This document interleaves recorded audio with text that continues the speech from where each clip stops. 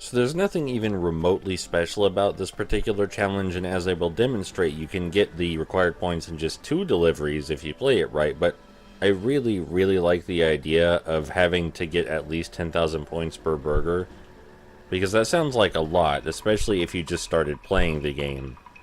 This is one of those games where you get so good at it naturally over time that you completely forget how hard it used to be.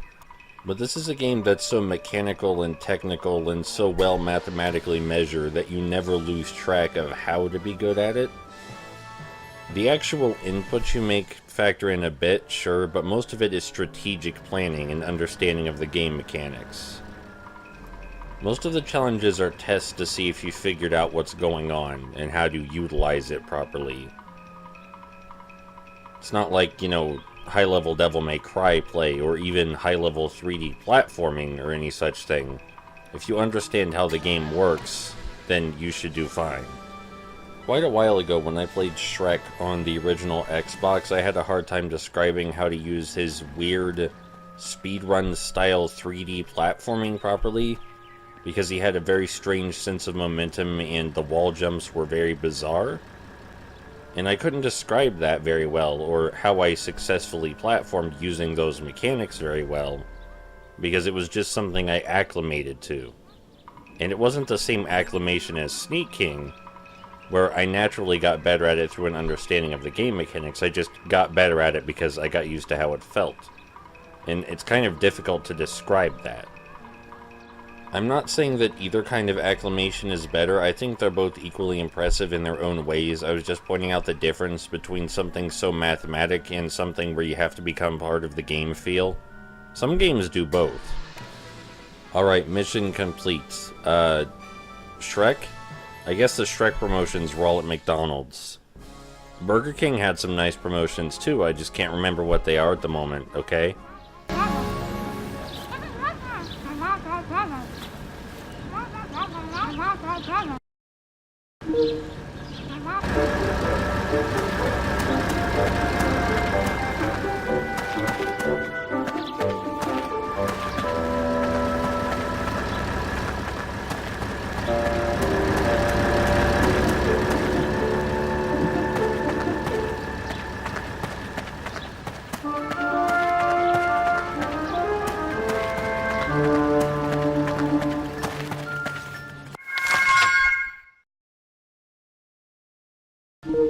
If you know how to use hiding places properly, then delivering from hiding places and getting 50,000 points is nothing. Especially since the hiding places in this particular map are so good. Like, we've used that one hiding place near those 2 women so many times. And we're gonna go do it again. Right now. So, like, again, this is more about, oh, I know how hiding places work, and I know where the best hiding place is. It's in this barrel, right here. It's more about that than anything else. I think it's worth mentioning again how precise the vision cones are. The hitbox on the vision cones is so good, you know exactly where you're allowed to stand. Exactly. I just realized it would be pretty easy for the king to climb on top of this little shed right here. I mean, I really doubt the roof has collision detection on top. Like, I think you just probably wouldn't be able to get up there at all, even if you found a way to glitch the king's height or something, but in universe, it looks like he could get up there. Maybe that would have been in the sequel, like you could hide on top of buildings and, like, jump down and tackle people to deliver their burgers. You know, the sequel focused around crime fighting, where you would stop crimes in progress by delivering burgers. Though I think someone would find some way to be offended about that. Like, they would find some way to be offended at the assertion that Whoppers would stop crime. Like, you could stop a robbery by feeding someone a Whopper. I really want that sequel now. Like, I really want that sequel where the Sneak King becomes... I mean, he's already a superhero. He's giving food to people who are very stressed and overworked and forgot their food for the day. He's a more direct superhero in the sequel, though. If the Burger King showed up and gave me a Whopper, or something. Like, just any sort of free sandwich or food from Burger King. I know I would appreciate it, that's for sure. I would love it. But I like Burger King. I'm just saying I really wouldn't be picky about it, that's all. I can't think of too many things on the Burger King menu that I would dislike. I don't remember what their newest chicken nuggets taste like, but I remember their old chicken nuggets were pretty good, and this game came out around the time where they were still using their old chicken nugget recipe. So I'd even eat those, and I don't usually like chicken. You could argue I don't have very high standards for food, but I'm not sure how you measure something like food being good or bad. I mean, you can measure whether it's good or bad for your body to varying extremes, but human taste is like the most subjective thing I can think of. And I guess you can say something is objectively well prepared, but you can't like objectively say whether something tastes good, right? Mission complete. Help. I don't know anything. Help.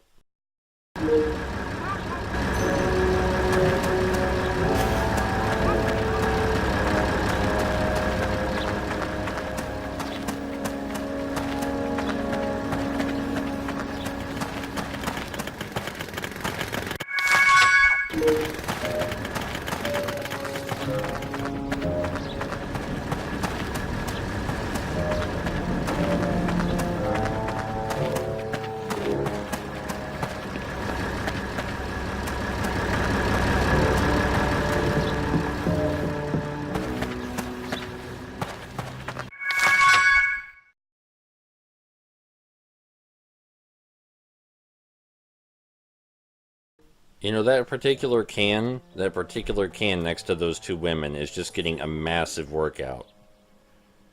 Just an absolutely massive workout. It's the first time I think we're using this box, though. That's pretty cool. The can is the safest place to do this challenge because if you're not sitting in one hiding place where people are consistently hungry, then this mission can get very tedious very quickly. Because you have to deliver to people with 5 different levels of hunger. And that's the safest place to watch people's hunger levels go down, is that one specific can. Trying to run back and forth between hiding places to do it in time is very difficult. So this is the very last mission before we're done with the construction site segment. I split the construction site segment up so much because, oh my god, was it hot whenever I decided it was time to record Sneak King. So I could only record little bits at a time. That being said, the next and final location should be split into just 2 parts, like all the others. The construction site was just special, okay? It affected the temperature around my area somehow. I don't know what kind of witchcraft it used to do that, but it did it somehow. Do you think Sneak King is the kind of game that would fare well with randomized objectives? That's really up in the air, because that would be kind of difficult to program, since you'd have to make sure that the people that are necessary for the given objective don't go hungry and pass out before you reach them. You'd have to work the game logic so that way it's physically possible to complete. You know, is what I'm saying? I don't think it would be a good idea to randomize the objectives in Sneak King because they're very tailor-made to explore the game mechanics as thoroughly as possible. And the tedium that people claim that they feel from Sneak King would actually be a legitimate concern if the objectives were randomized. I was just thinking about whether it could be done and how it would affect the quality of the game. So the very last mission, which is the one after this one, of course, in this location, is the obligatory feed everyone before they pass out mission. And it would be harder here than most places if the challenges didn't teach you the layout of the place so thoroughly.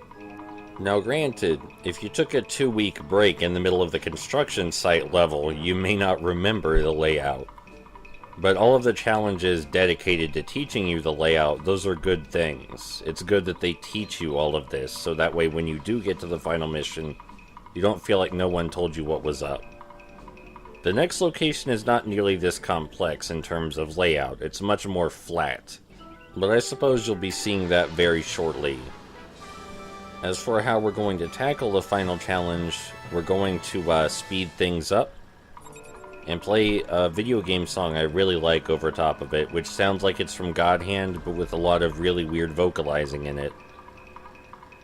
You don't get to guess what it's from. Like, even if you do know what it's from, you don't get any points for it. Granted, it is from a game very few people have played, so actually knowing what it's from would be kind of impressive. But I just arbitrarily decided you don't get anything if you do guess what it's from. You just don't. You're not even allowed to have self-satisfaction. Like, I will physically take away your self-satisfaction of knowing what the song is. I'm sorry. It has to be this way. That wasn't going anywhere except for to a really lazy lead up to the themes of Metal Gear Rising, like for a Metal Gear Rising joke. That was it. That was all it was. That was seriously it. Mission complete. Remember that arbitrary conflict based on ideology, blah, blah, blah, Metal Gear Rising. Play Metal Gear Rising.